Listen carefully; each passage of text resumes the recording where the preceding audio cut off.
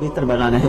جیسے میں رمضان پہ ہی بات کرتا جاؤں، ماشاءاللہ الحمدللہ آج پہلی رمضان ہے، سارے زمین کے مسلمانوں نے صبح سحری کی ہوگی اور پھر افطاری.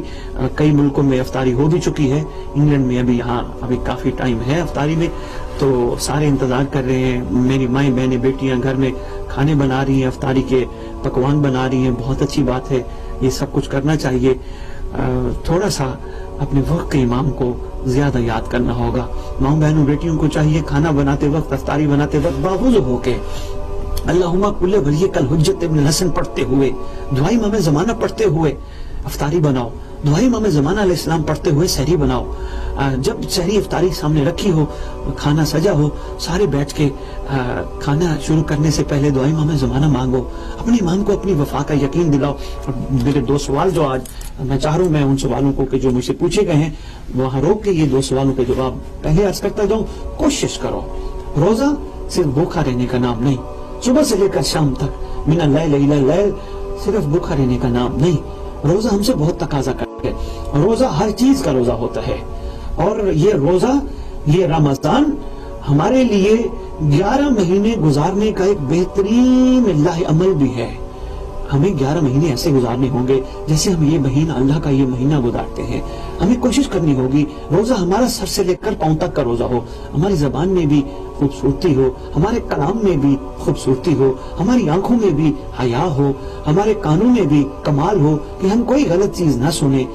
میں اکثر کہتا ہوں ایک مومن کو، ایک مسلمان کو، ایک صاحب ایمان کو اس درجے میں پہنچنا چاہیے کہ وہ کوئی خطا نہ کرے کہ اس کو معافی مانگنا پڑے، اپنے رب سے شرمندگی کے ساتھ معافی مانگنا پڑے. یہ بندے کے بس میں ہے، یہ ہم سب کر سکتے ہیں. اگر ہم کرنا چاہیں تو یہ ہم سب کر سکتے ہیں اور ہمیں کرنا ہوگا.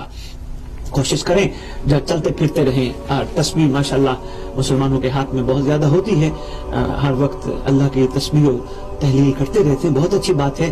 ایک تسبیحوں میں امام زمانہ کے ظہور کی بھی شامل کیجئے. یا رب محمد وعلی محمد صلی علی محمد وعلی محمد وعجل فرج علی محمد. یا رب الحسین علیہ الصلوۃ والسلام بحق الحسین علیہ الصلوۃ والسلام اشف صدر الحسین علیہ الصلوۃ والسلام بظہور الحجت القائم اجل اللہ تعالی فرج شہید. اور کچھ ایسے بھی ہیں جو یہ نہیں پڑھ سکتے، ان کے لیے بھی ہے. تسبیح پڑھتے رہیں. پروردگار ہمارے امام کے ظہور میں تعجیل فرما، پروردگار ہماری گناہگار آنکھوں کو ان کی زیارت کے قابل بنا. پروردگار ہم چاہتے ہیں روئے زمین پر تیرا دین کائنات کے چپے چپے پر نافذ ہو جائے. پروردگار ہمیں وہ دور دیکھنا نصیب ہو جب دور رجت میں کل آل محمد دنیا میں دوبارہ تشریف لائیں. پروردگار وہ دور رجت دیکھنا نصیب ہو جو بکری اور شیر کٹھے پانی پیئیں. پروردگار وہ دور رجت دیکھنا نصیب ہو جو بچہ پنگوڑے میں لیٹ کر سانپ سے کھیلے، سانپ کو جرت ہی نہ ہو بچے کو ڈسے. پروردگار ہمیں وہ دور دیکھنا نصیب ہو جب ایک خاتون، ایک ماں بہن بیٹی حج کرنے کے ارادے سے جائے، کسی مرد کو جرت نہ ہو کہ اس کو آنکھ اٹھا کے دیکھے. پروردگار وہ حسین دور دیکھنا نصیب ہو. پروردگار ہماری اولادوں کو بھی اس قابل بنا کہ وہ اس ولی کی زیارت کے لیے قابل بن سکے. پروردگار ہمارے ورثاء جو دنیا سے چلے گئے ہیں ان کو بھی اس قابل بنا کہ وہ بھی قبروں سے اپنے وقت کے امام کے ظہور پر کفن جھاڑتے ہوئے لبیک کہتے ہوئے شامل ہوں.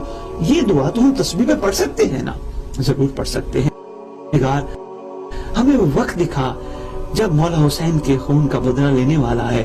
پروردگار ہمیں وہ وقت دکھا. دیکھیں یہ ساری دعائیں کوئی بھی ہم کر سکتے ہیں یا کرنی چاہیے، کیونکہ روزہ ایسی کمال ریاضت کا نام ہے. جب نفس پہ انگلی پڑتی ہے، یعنی ہمیں بھوک اور پیاس میں ہمیں، اب دیکھیں روزہ کیا کمال درس دیتا ہے. ایک بات سامنے آ گئی، میں چاہ رہا ہوں میں آپ سامعین کی خدمت میں عرض کرتا جاؤں. روزہ میں اس عبادت میں مخصوص وقت کے لیے حلال بھی ہمارے لیے روزہ کی حالت میں حرام ہو جاتا ہے. کھانا نعوذ باللہ حرام تو نہیں، حلال ہے نا، مگر ایک وقت کے لیے ہمارے لیے حرام ہو جاتے ہیں. یعنی ہم نہیں کھا سکتے اس وقت تک جب تک افطاری کا ٹائم نہیں ہوتا. تو ہم ایک روزے میں ایک بہت بڑا میسج دینے لگا ہوں، اگر میری بات ہے تو کوشش کیجئے گا، اس پہ عمل کیجئے گا. اگر ہم روزے کی حالت میں حلال چیز سے بھی ہاتھ اٹھا لیتے ہیں تو کیا ہم اپنی پوری زندگی امام زمانہ کی خاطر حرام چیزوں سے ہاتھ نہیں اٹھا سکتے؟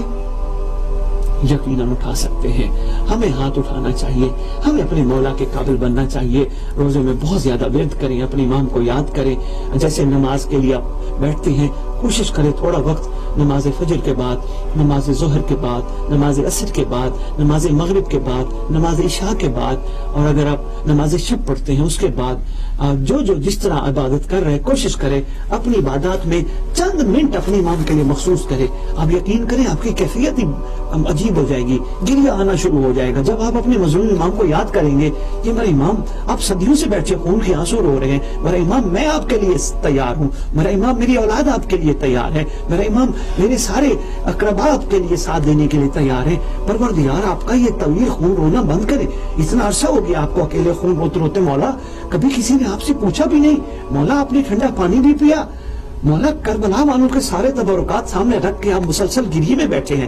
امام ہم نے تو کبھی آپ سے نہیں پوچھا مولا آپ نے کبھی کچھ کھایا بھی ہے یا نہیں, مولا صدیاں ہو گئی آپ کو بیٹھے ہوئے پردہ غیبت میں. میرا مولا آپ کی غیبت کا ہمیں بڑے ارمان ہے, مولا آپ کی غیبت کا ہمیں بڑا دکھ ہے, مولا آپ کی غیبت کا اختتام ہو, مولا ہم آپ کے لیے تیار ہیں.